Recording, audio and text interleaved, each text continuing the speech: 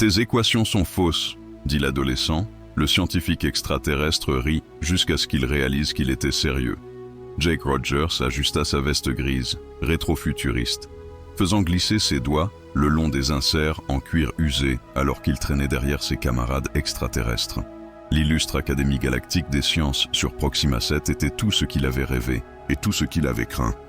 En tant que seul étudiant humain parmi des milliers d'aliens, les 6 derniers mois avaient été une lutte constante pour prouver qu'il en valait la peine. « Reste avec moi, Rogers », appela le professeur Talin, sa voix profonde résonnant à travers les couloirs immaculés de l'installation de recherche avancée Proxima. « Nous sommes sur le point d'entrer dans l'aile de la mécanique quantique. » Jake accéléra le pas, ajustant le sac à dos en cuir classique qui pendait sur son épaule. À l'intérieur se trouvaient ses biens les plus précieux, des carnets manuscrits remplis d'équations et de théories qui lui avaient valu le respect à contre-cœur même des instructeurs extraterrestres les plus sceptiques. « Désolé, professeur. » Jake murmura, se mettant en ligne avec les étudiants proximiens à la peau bleue qui le surplombaient de leur taille. La visite était abrutissante, non pas parce que la technologie n'était pas impressionnante, mais parce que Jake avait déjà étudié la plupart de ses concepts de manière indépendante. Alors que ses camarades de classe s'émerveillaient devant la chambre de stabilisation moléculaire, Jake se retrouva à s'éloigner du groupe, attiré par une discussion animée résonnant d'un laboratoire voisin. « Les calculs sont solides, grogne-t-il. Nous les avons passés en revue une douzaine de fois. Alors pourquoi la simulation continue-t-elle d'échouer lors du changement dimensionnel? Il y a quelque chose que nous manquons. » La curiosité de Jake a pris le dessus. Il s'est éloigné du groupe de visite et a suivi les voies jusqu'à un laboratoire restreint. La porte était légèrement entr'ouverte, révélant 5 scientifiques proximiens grands et athlétiques rassemblés autour d'un immense affichage holographique. Leurs cheveux d'un blanc neige contrastaient fortement avec leur peau bleu clair, et leurs blouses de laboratoire futuristes avec des inserts argentés leur donnaient un air d'autorité. Jake reconnut immédiatement l'un d'eux, Dr. Elian Krell, le physicien le plus célébré de Proxime 7, auteur de la moitié des manuels que Jake avait dévorés avant d'être accepté à l'académie. Les scientifiques discutaient intensément, pointant des équations complexes qui flottaient dans l'air et couvraient un grand tableau blanc. Des notations et corrections en rouge se croisent sur les formules originales, créant une toile chaotique de symboles mathématiques. La matrice de Riemann est parfaitement équilibrée, insista un scientifique, en pointant du doigt un groupe d'équations particulièrement denses. Le problème doit être dans les paramètres de la fonction d'onde. Les yeux de Jake s'écarquillèrent alors qu'il parcourait les équations.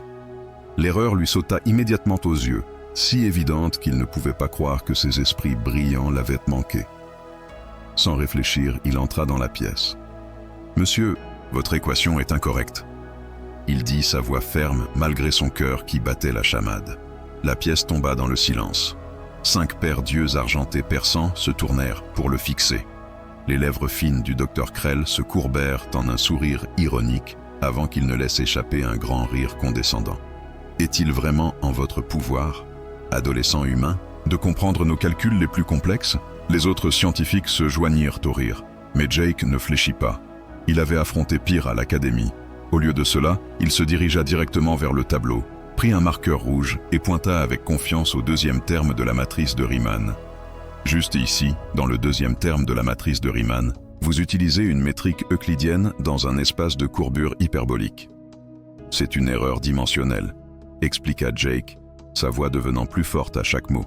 La solution s'effondre parce que vous ne pouvez pas ignorer le composant tensoriel de la fonction d'onde lorsque vous traversez les dimensions. Vous devriez appliquer une correction de Kaluza-Klein ici. Alors que Jake écrivait la correction, le rire s'est estompé. Les 5 scientifiques échangèrent des regards stupéfaits, leurs expressions arrogantes se transformant en confusion puis en étonnement. « C'est impossible », murmura l'un des scientifiques. Le docteur Krell s'avança, ses yeux argentés plissés alors qu'il étudiait le travail de Jake. « Qui es-tu, humain ?»« Jake Rogers, monsieur, étudiant en première année à l'académie. » Lors de sa première année, la voix du docteur Krell était incrédule. « Et vous comprenez le calcul tensoriel multidimensionnel ?» Jake haussait les épaules. « C'est juste des maths, monsieur. » Le docteur Krell se tourna vers ses collègues. « Exécutez la simulation avec la correction du garçon. » Un des scientifiques a rapidement saisi l'équation modifiée, dans l'affichage holographique. La simulation qui échouait depuis des jours a soudainement fonctionné sans accroc. Les particules virtuelles circulaient à travers les barrières dimensionnelles sans s'effondrer. Par le noyau cosmique, respira Dr. Krell. Il a raison. Jake se tenait maladroitement alors que le scientifique le fixait avec un mélange d'incrédulité et de respect nouvellement acquis. Il avait passé des mois à essayer de gagner même un hochement de tête d'acquiescement de ses professeurs. Et maintenant, il avait résolu en quelques secondes ce qui avait déconcerté les plus grands esprits de Proxima pendant des jours. « Monsieur Rogers », dit finalement le docteur Krell, son ton complètement transformé. « Je crois que nous avons beaucoup à discuter. » Avant que Jake puisse répondre, la porte du laboratoire s'ouvrit en grand et le professeur Tyland fit irruption. Son visage s'empourpra de colère. « Rogers, que fais-tu dans une zone restreinte ?» Il exigea que le docteur Krell se mette entre eux. « Ce jeune humain vient de nous faire économiser des semaines de travail, Tyland. En fait, j'aimerais l'emprunter pour le reste de la journée, si cela ne te dérange pas. » La bouche du professeur Tyland s'ouvrit et se ferma plusieurs fois avant qu'il ne parvienne à balbutier. « Comme vous le souhaitez, docteur Krell. » Alors que le professeur se retirait, Jake aperçut ses camarades de classe qui regardèrent curieusement à travers la porte. Parmi eux se trouvait Neri, une fille proximenne de son âge, dont les yeux violets s'agrandirent de surprise en le voyant se tenir avec confiance parmi les scientifiques d'élite. Pour la première fois depuis son arrivée sur Proxima 7, Jake se sentit à sa place. Les nouvelles du triomphe mathématique de Jake se répandirent à l'académie comme une traînée de poudre.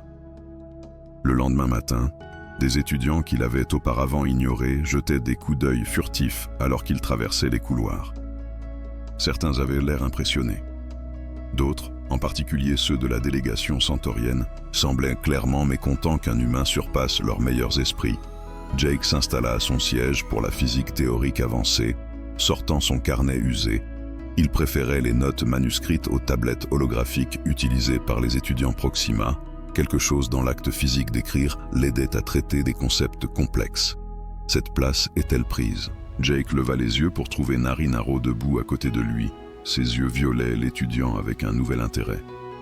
Elle était la meilleure élève de leur année, brillante, compétitive, et jusqu'à présent, à peine consciente de son existence. « C'est tout à toi », répondit Jake en déplaçant son sac à dos.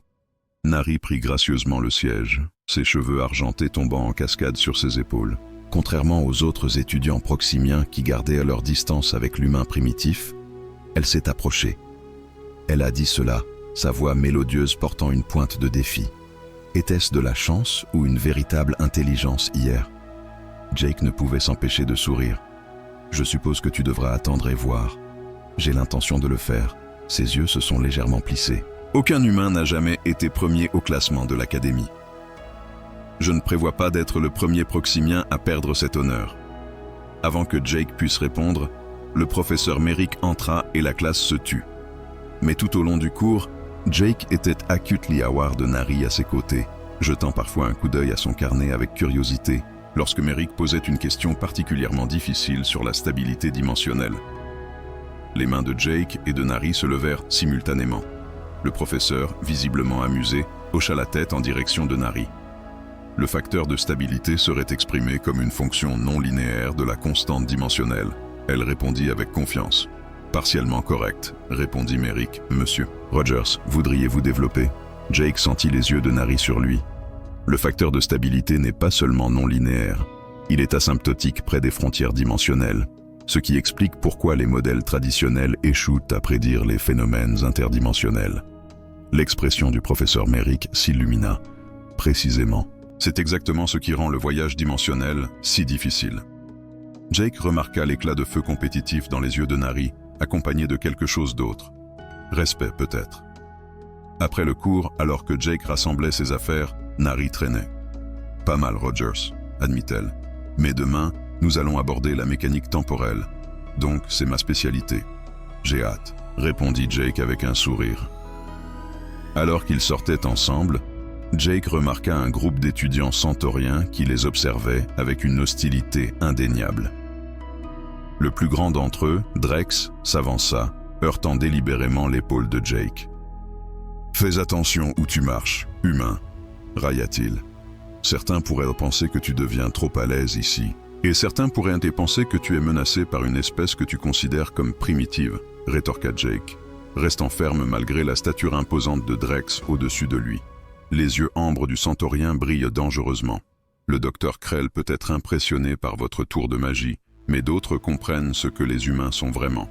Des primates imprudents, dangereux, à peine évolués qui devraient être étudiés et non éduqués. Recule, Drex, intervint Nari. Ou es-tu juste contrarié qu'un humain ait résolu en quelques secondes ce que les meilleurs scientifiques de ton peuple n'ont pas pu comprendre en des décennies? La mâchoire de Drex se crispa. Le Conseil proximien a peut-être autorisé cette expérience, mais tout le monde n'est pas d'accord pour dire que les humains devraient avoir accès à des connaissances galactiques avancées. Certaines choses sont trop dangereuses entre de mauvaises mains. Avec un dernier regard furieux, il s'éloigna, ses amis le suivant de près. « De quoi s'agissait-il » demanda Jake. Nari soupira. Les centauriens s'opposaient à l'inclusion de la Terre dans l'initiative éducative galactique. Ils croient que les humains sont trop imprévisibles pour être dignes de confiance avec la science avancée.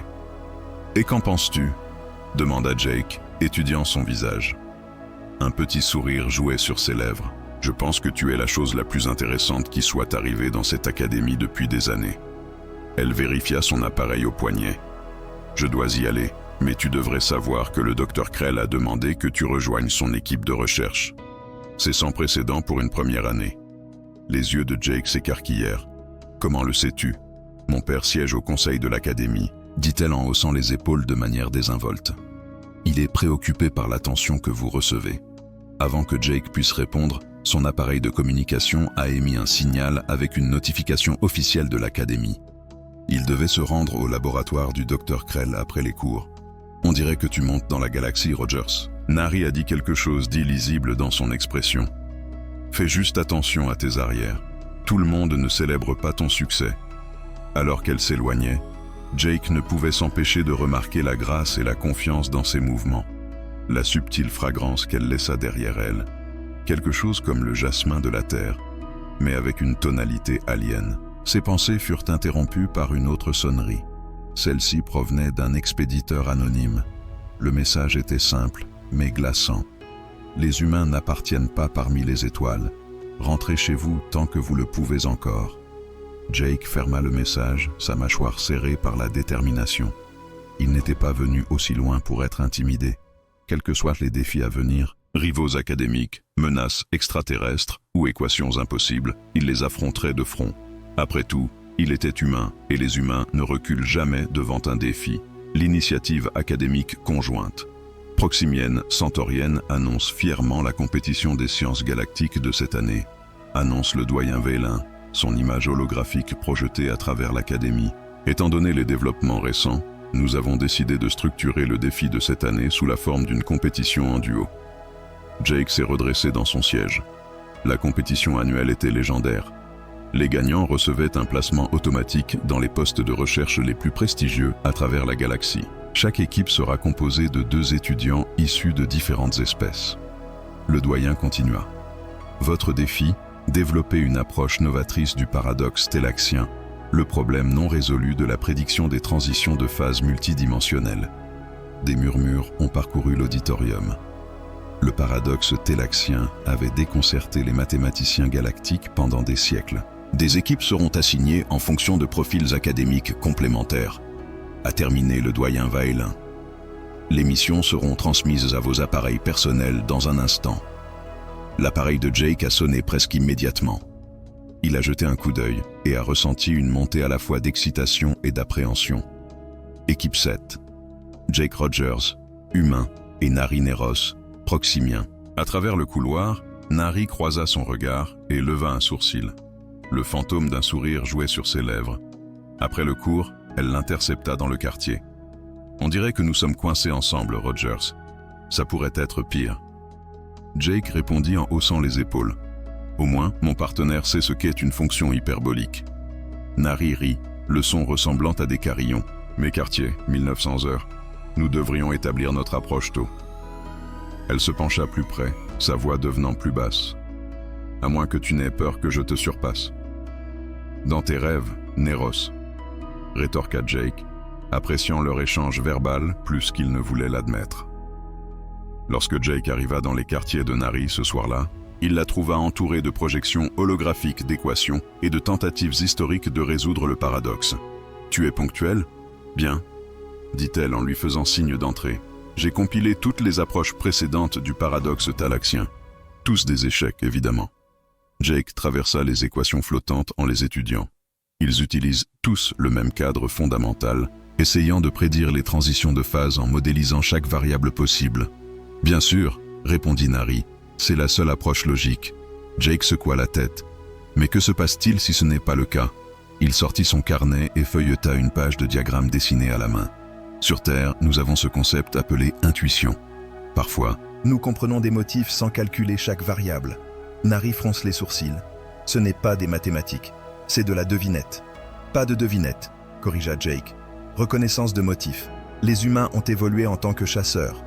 Nous devions prédire les mouvements des animaux sans équations complexes. » Et comment cette compétence primitive de chasse s'applique-t-elle à la physique multidimensionnelle ? Nari demanda avec scepticisme. Jake sourit. « Regarde. » Il saisit un stylet léger et commença à dessiner directement dans l'air, manipulant l'affichage holographique. Au lieu d'essayer de calculer chaque variable, que direz-nous de chercher des motifs émergents dans les transitions de phase ? Pendant l'heure suivante, Jake a démontré son approche, établissant des connexions entre des points de données apparemment sans rapport. Lentement, le scepticisme de Nari a cédé la place à la curiosité, puis à l'excitation. C'est peu orthodoxe, comme elle l'a admis finalement, mais je vois le potentiel. Vous créez essentiellement un modèle prédictif basé sur la reconnaissance de motifs plutôt que sur un calcul déterministe. Exactement, s'exclama Jake. Nous n'avons pas besoin de connaître chaque variable si nous pouvons identifier le motif sous-jacent. Nari l'observa avec un nouvel intérêt. Est-ce ainsi que tous les humains pensent ? Certains plus que d'autres, répondit Jake. Nous appelons cela penser en dehors des sentiers battus, aborder les problèmes sous des angles inattendus. Nous n'avons pas ce concept, admit Nari. L'éducation proximienne met l'accent sur la maîtrise des cadres établis. L'innovation vient de la perfection des méthodes existantes. Pas ce que c'est.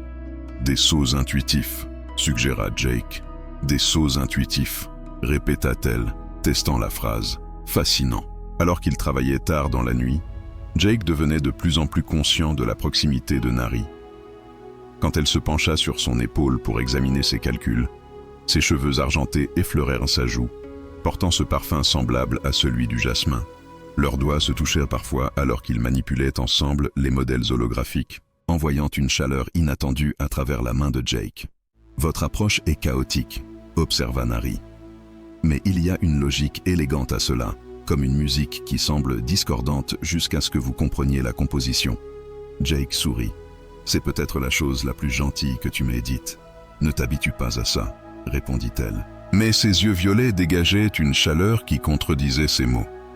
Alors qu'ils avançaient, Jake remarqua que Nari adoptait certaines de ses méthodes intuitives.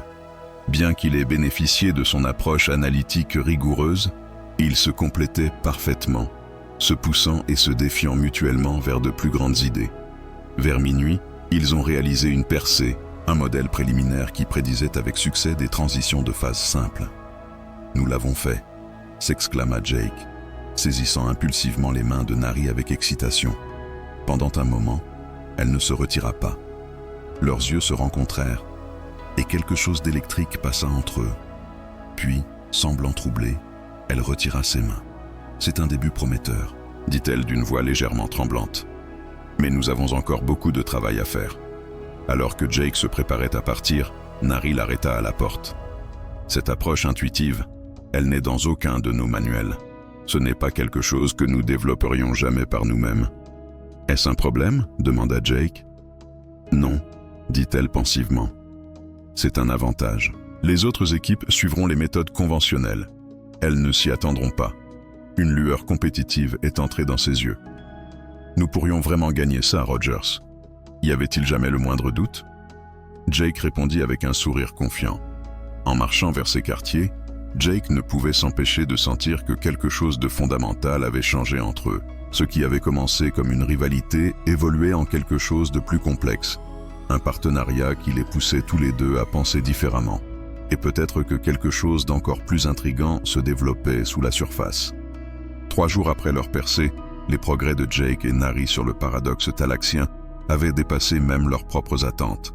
Leur approche hybride, combinant l'analyse méticuleuse de Nari avec la reconnaissance intuitive des motifs de Jake, produisait des résultats que les chercheurs précédents avaient jugés impossibles. Ils travaillaient dans l'un des laboratoires de recherche ouverts de l'Académie lorsque le docteur Krell est apparu, les observant silencieusement pendant plusieurs minutes avant de faire connaître sa présence. « Un travail impressionnant », a-t-il dit, les surprenant tous les deux. « Votre approche est peu conventionnelle. »« Merci, monsieur. » Jake répondit en redressant instinctivement sa posture. Le docteur Krell fit un geste vers leur modèle holographique. Cette méthode de reconnaissance de motifs intuitive. Elle n'est documentée dans aucune recherche proximant ou centaurian. C'est une approche humaine, expliqua Nari. Jake l'appelle penser en dehors des sentiers battus. Fascinant, murmura le docteur Krell, étudiant Jake avec un intérêt renouvelé. Monsieur Rogers, Madame Neros, j'aimerais vous inviter tous les deux à rejoindre mon équipe de recherche. Votre travail de compétition a des applications directes pour notre projet de portail dimensionnel. Jake échangea un regard surpris avec Nari. Le projet de portail? Mais c'est classé oui, Dr. Krell a terminé. C'est pourquoi cette conversation a lieu en privé. La porte pourrait révolutionner le voyage interstellaire, permettant un transport instantané entre des points éloignés dans l'espace. Nous serions honorés, monsieur, répondit Nari. Sa voix était stable malgré l'excitation que Jake pouvait voir dans ses yeux. Excellent. Rendez-vous au laboratoire 7 demain matin. Le docteur Krell leur a remis des puces de sécurité et gardez votre travail de compétition discret. Votre approche est précieuse. Après le départ du docteur Krell, Nari se tourna vers Jake. Son visage s'est empourpré d'excitation. Te rends-tu compte de ce que cela signifie? La porte dimensionnelle est le projet le plus prestigieux de Proxima Sept. Jake sourit, partageant son enthousiasme, mais avant qu'il puisse répondre, une voix dure les interrompit. « Un bel exploit pour un humain », dit Drake, s'approchant avec 2 autres centauriens. On se demande comment une espèce primitive développe soudainement des concepts mathématiques si avancés. Jake sentit sa mâchoire se contracter. Peut-être devriez-vous reconsidérer votre définition de primitif. Les yeux ambres de Drake se plissèrent. Ou peut-être devrions-nous envisager une explication plus simple. Vous devriez rejoindre l'initiative éducative galactique il y a seulement 3 ans. Pourtant, vous possédez des aperçus mathématiques qui ont échappé à des civilisations avancées pendant des siècles. Hélène se rapproche. Le Conseil de sécurité centaurien a des preuves que vous avez accédé à des recherches militaires humaines classifiées avant de venir à l'Académie. C'est ridicule, s'exclama Jake. Est-ce que c'est le cas?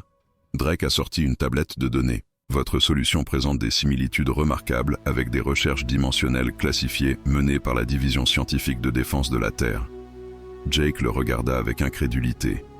Je n'ai jamais vu cette recherche de ma vie.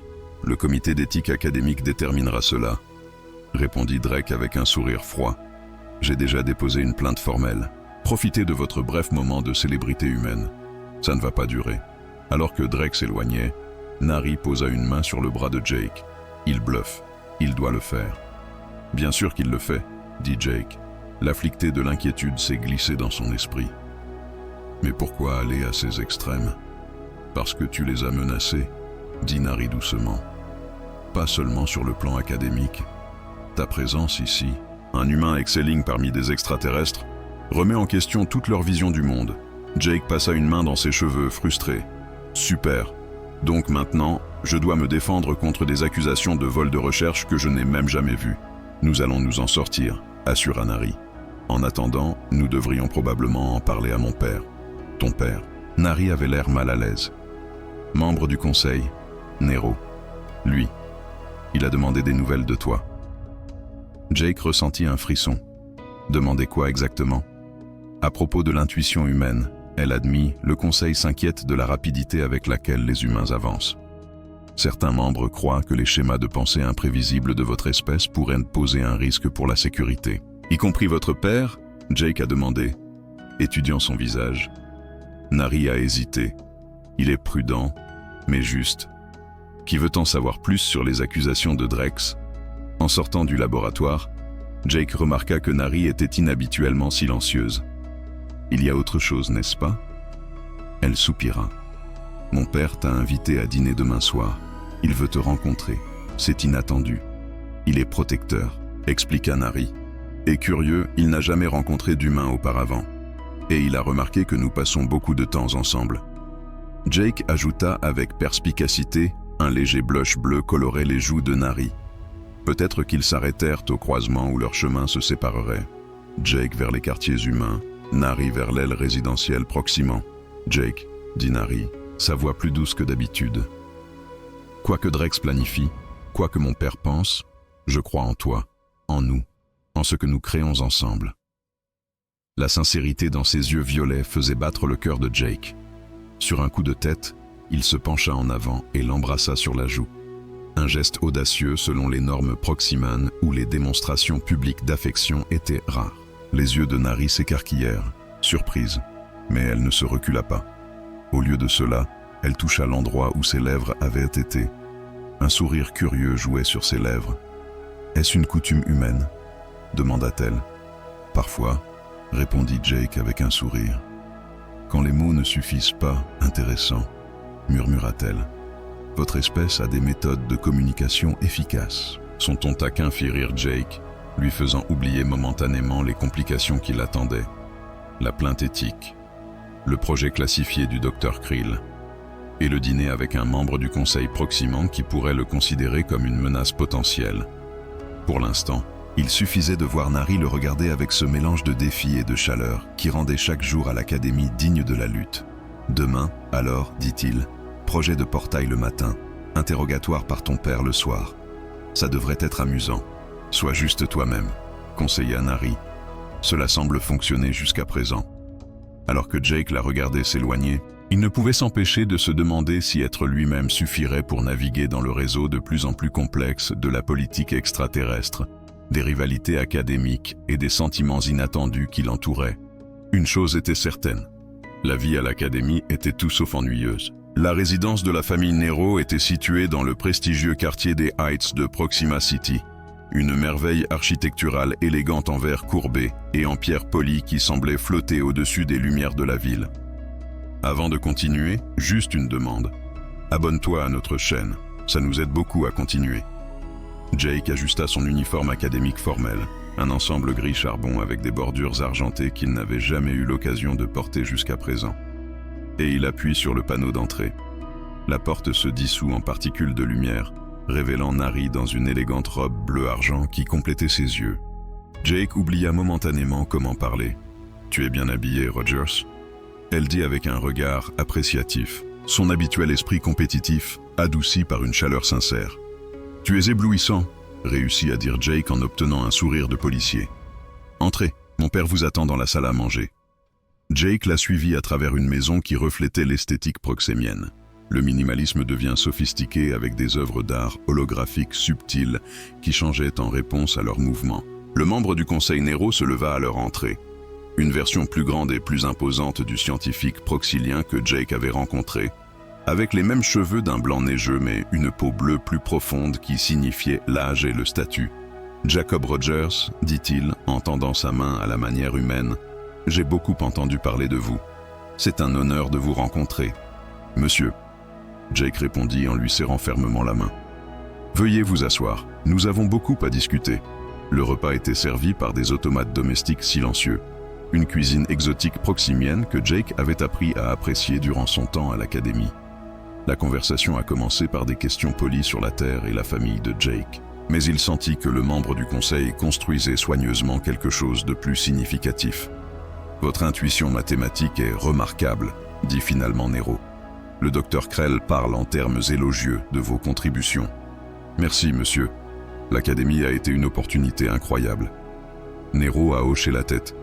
Une opportunité que tous ne croyaient pas que les humains étaient prêts à saisir. Les centauriens, en particulier, s'opposaient à l'inclusion de la Terre dans l'initiative. Jake posa son ustensile. Puis-je demander « Pourquoi, monsieur ?» Nero l'étudia attentivement. Officiellement, il citait des préoccupations concernant la contamination culturelle et la préparation technologique. Officieusement, il jeta un coup d'œil à Nari qui hocha la tête d'un air encourageant. « Nous avons des raisons de croire que leur opposition a une motivation plus préoccupante. » Il a activé un petit dispositif sur la table, projetant un champ holographique sécurisé autour d'eux. Ce que je m'apprête à partager est classé aux niveaux les plus élevés. La direction de l'intelligence proximienne a intercepté des communications suggérant que le commandement militaire centaurien s'intéresse particulièrement à la porte dimensionnelle du Dr. Krell. « Intéressé comment » demanda Jake, bien qu'il soupçonnât la réponse. « Il croit qu'il peut être utilisé comme une arme », dit Nero gravement. « Une porte d'entrée qui permet un voyage instantané pourrait également permettre le déploiement instantané d'armes sur de vastes distances. Les centauriens militarisent leur système frontalier depuis 1 an. » Jake ressentit un frisson. « Et ils essaient de me discréditer parce que votre approche intuitive a accéléré le calendrier du projet de plusieurs années. » Nari intervint. « Père, montre-lui la transmission. » Nero hésita, puis hocha la tête en ajustant l'affichage holographique. Une conversation enregistrée est apparue. 2 officiers militaires centauriens parlant dans leur langue natale avec des sous-titres de traduction. Les capacités de reconnaissance de motifs des humains sont inattendues. La porte d'entrée pourrait être opérationnelle dans quelques mois plutôt que dans des années. Inacceptable, les prosimiennes sont orientées vers un armement à 2 pièces. Nous avons besoin de contrôler cette technologie. La plainte éthique est en cours. Si nous pouvons prouver que l'humain a volé des recherches, le projet sera bloqué pendant qu'ils trouveront un remplaçant. Nos agents peuvent s'assurer que le remplacement provienne de notre délégation. Jake s'est adossé, réfléchissant aux implications. Ils ont fabriqué toute l'accusation. Il semble que ce soit le cas, Nero l'a confirmé, ce qui nous place dans une position délicate. Nous ne pouvons pas révéler que nous avons intercepté leur communication sans compromettre nos sources de renseignements. Donc, je dois encore me défendre contre de fausses accusations. Jake a dit « Pas nécessairement », a répondu Nari.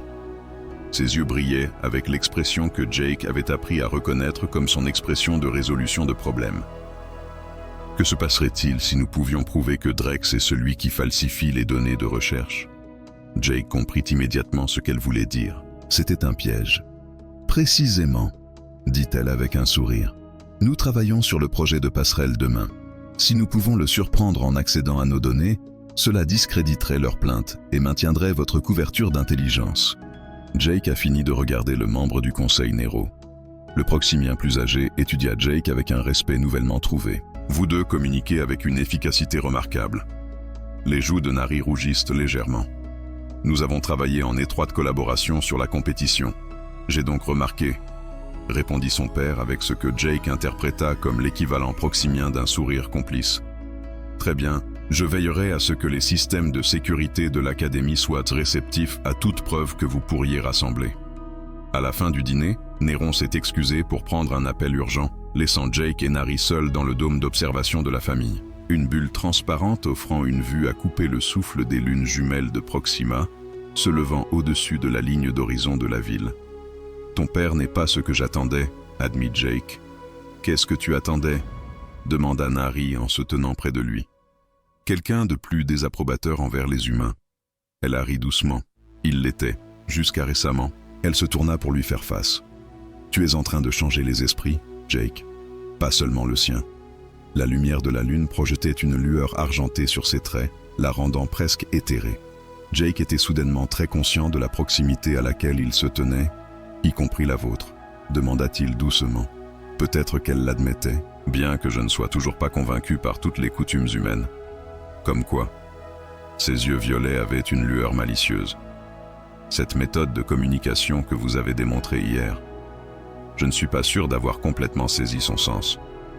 Le cœur de Jake s'est mis à battre la chamade en réalisant ce qu'elle suggérait.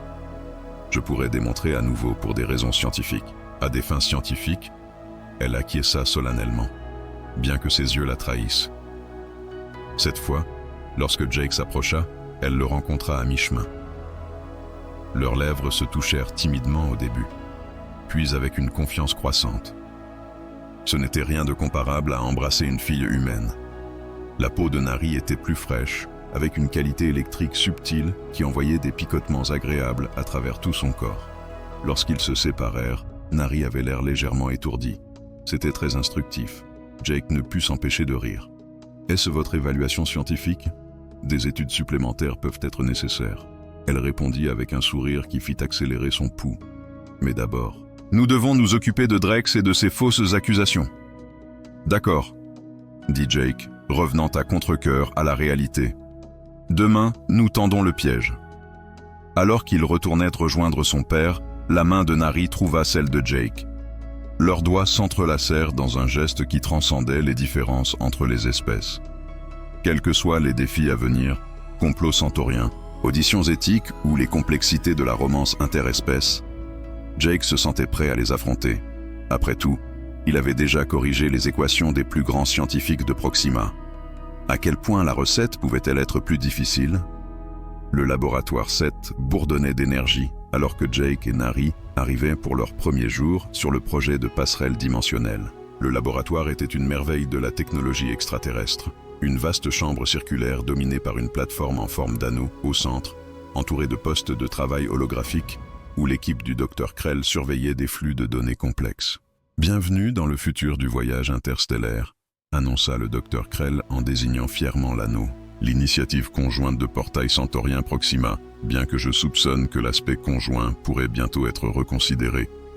Jake a remarqué la nuance dans la voix de Krell. Le membre du conseil Nero l'avait clairement informé de la situation. « Nous sommes honorés de rejoindre l'équipe, Dr Krell, dit Nari. Par où souhaitez-vous que nous commencions ?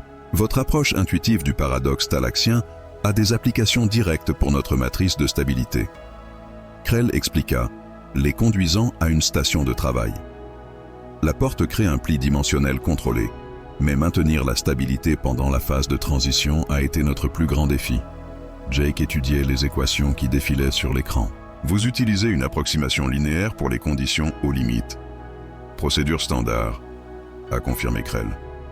Mais les limites dimensionnelles ne sont pas linéaires, a dit Jake, la solution se formant dans son esprit avec cette clarté intuitive familière.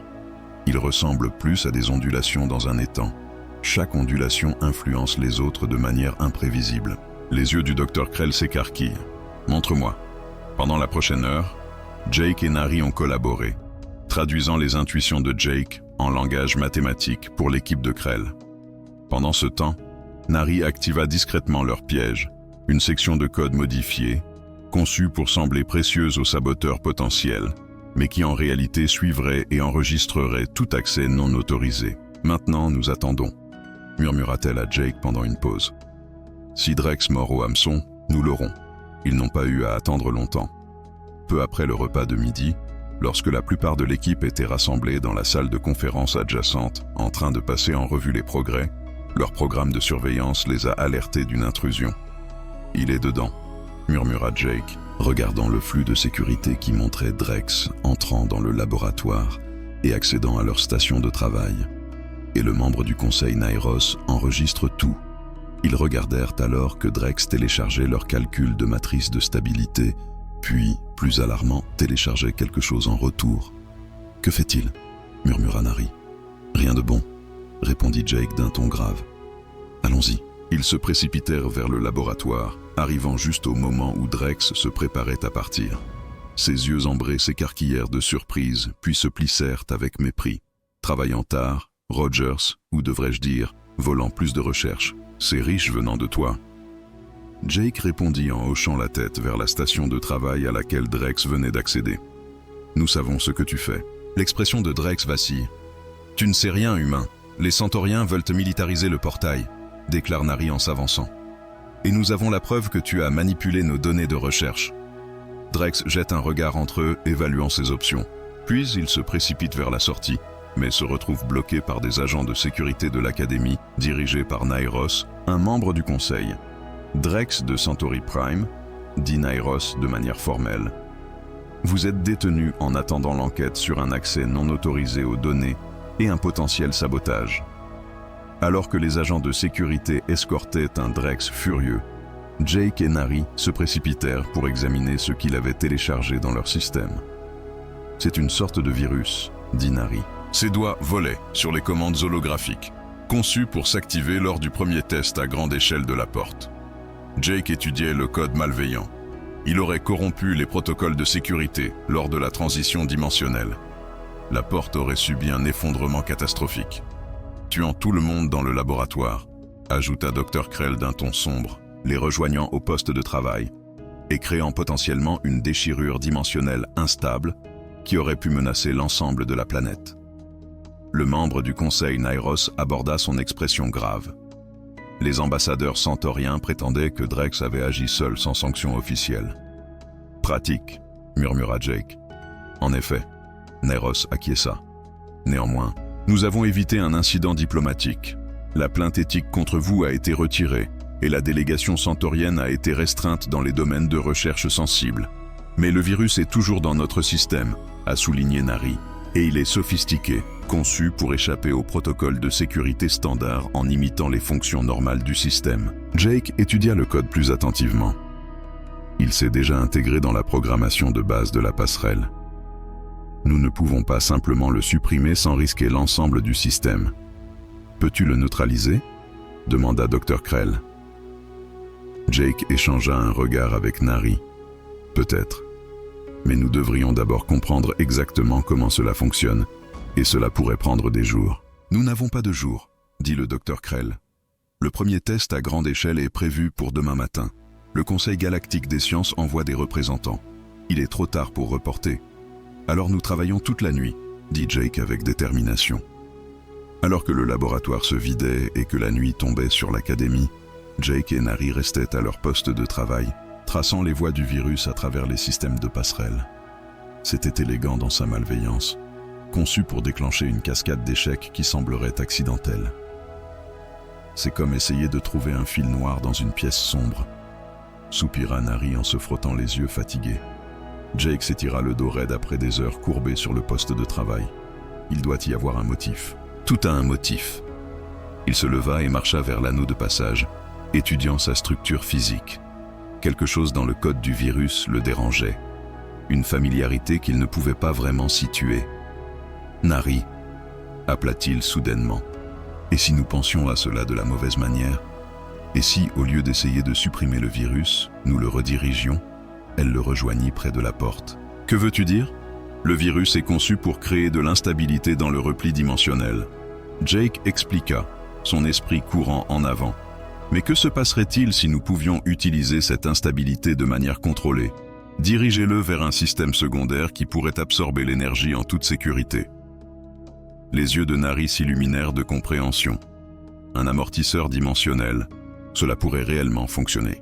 Ils se précipitèrent de nouveau vers la station de travail et commencèrent à mettre en œuvre l'idée de Jake, créant un sous-système qui s'activerait au moment où le virus se déclencherait, canalisant l'énergie destructrice loin du noyau de la porte d'entrée.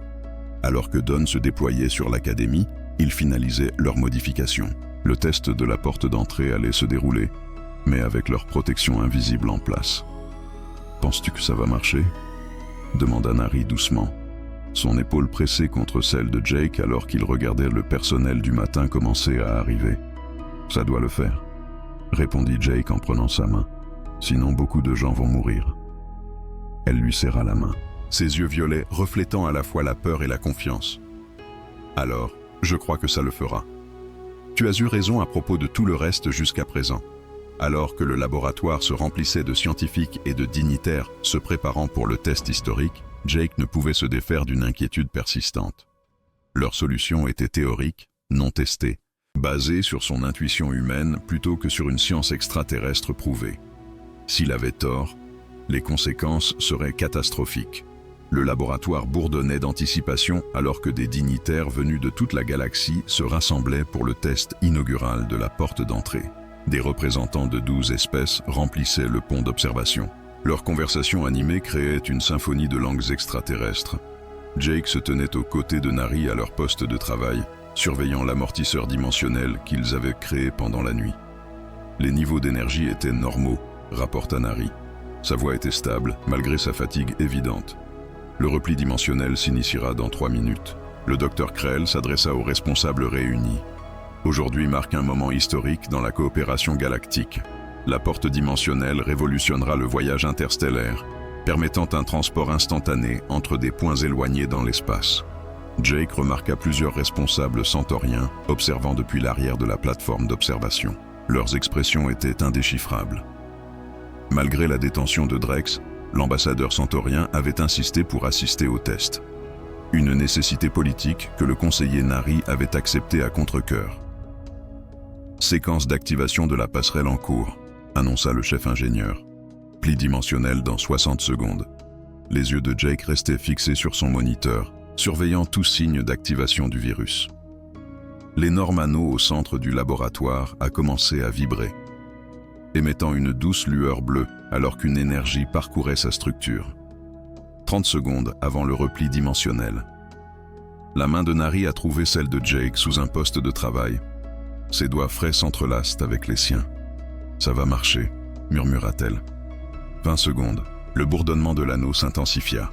La lueur bleue s'éclaircit pour devenir un azur brillant qui projetait des ombres étranges dans tout le laboratoire. 10 secondes.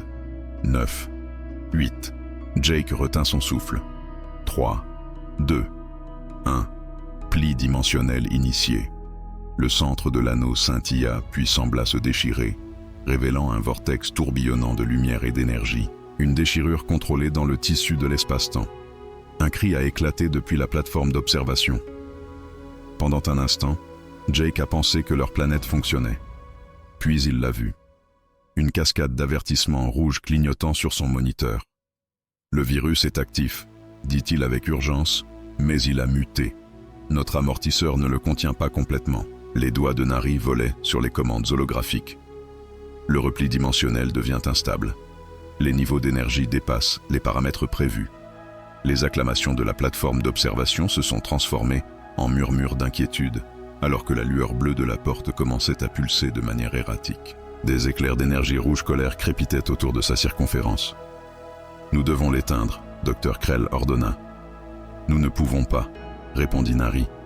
Sa voix était tendue. « Les systèmes d'arrêt d'urgence sont compromis. Le virus nous a verrouillés. » Jake étudiait les données qui défilaient sur son écran. Son esprit s'efforçait de trouver un motif dans le chaos. Le virus ne se contente pas de corrompre les protocoles de sécurité. Il s'adapte activement à nos contre-mesures. Comment est-ce possible ? Exigea Dr. Krell. Il doit avoir un algorithme d'auto-apprentissage, réalisa Jake. Drex ne voulait pas seulement saboter le test. Il voulait s'assurer que nous ne pourrions pas l'arrêter une fois qu'il aurait commencé. Les pulsations de la porte devenaient de plus en plus violentes. La déchirure dimensionnelle s'élargissait dangereusement alors que des arcs d'énergie jaillissaient de l'anneau.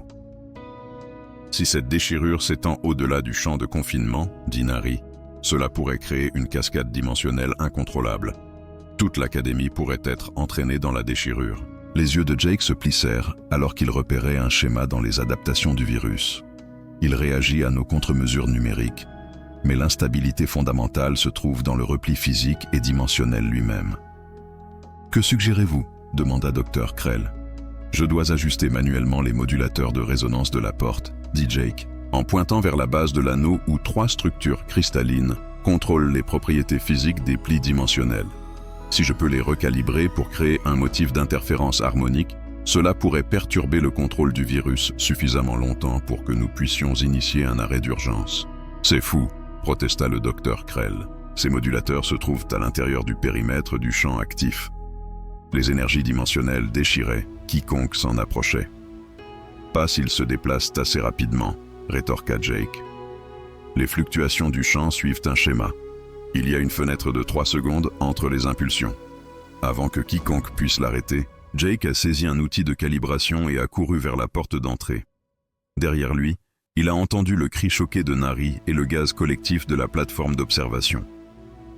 L'air devenait lourd à mesure qu'il s'approchait de la porte, le temps semblant s'étirer et se comprimer autour de lui. Il comptait les pulsations d'énergie, chronométrant ses mouvements entre les éclairs dangereux. 1, 2, 3.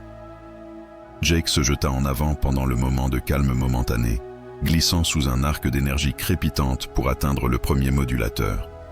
Ses doigts travaillaient avec une précision acquise, ajustant la structure cristalline à la fréquence exacte qu'il avait calculée. 1 de fait, 2 à faire. Le deuxième modulateur était plus loin sur la circonférence de l'anneau. Jake attendit le prochain cycle de pulsation puis sprinta à travers la zone de sécurité temporaire. Les poils de ses bras se dressaient, électrisés par l'énergie dimensionnelle tourbillonnant autour de lui. Alors qu'il tendait la main vers le deuxième modulateur, une poussée d'énergie particulièrement violente éclata de la porte, le prenant au dépourvu. La douleur traversa son bras gauche alors qu'une énergie dimensionnelle le touchait, mais il grimaça et termina l'ajustement. Le modulateur final était directement en face de sa position, sans chemin sûr pour y accéder.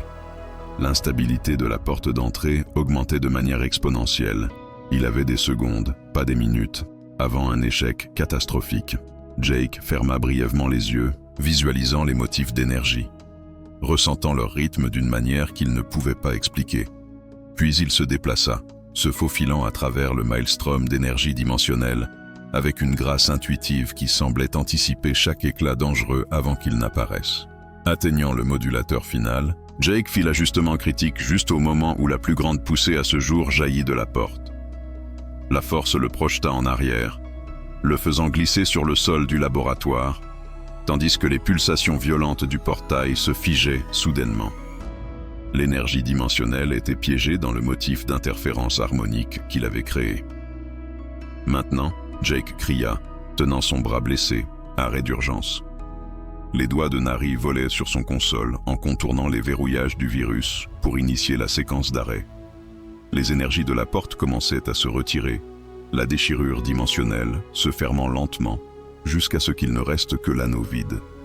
Le silence tomba sur le laboratoire, brisé seulement par le son de la respiration haletante de Jake. Puis, depuis la plateforme d'observation, une seule paire de mains commença à applaudir, suivie par une autre, jusqu'à ce que l'ensemble de l'assemblée éclate en un tonnerre d'applaudissements.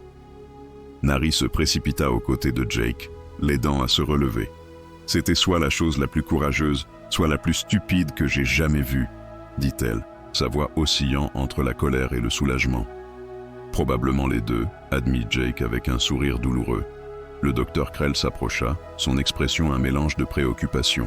Ce que vous avez fait était complètement non autorisé, extrêmement dangereux, et il marqua une pause, absolument remarquable. Aucun proximien ou centaurien n'aurait tenté une telle manœuvre. Les humains ont une approche différente de la résolution de problèmes, répondit Jake. Parfois, il faut faire confiance à ses instincts et sauter le pas. Le membre du conseil Naroes les rejoignit, accompagné de représentants de plusieurs délégations extraterrestres. Le Conseil galactique des sciences est très impressionné, Monsieur Rogers. Vos actions aujourd'hui ont démontré que l'humanité apporte quelque chose d'unique à notre connaissance collective. Pas seulement une perspicacité mathématique, mais du courage et une action intuitive face à la crise. L'ambassadeur centaurien se tenait maladroitement au bord du groupe.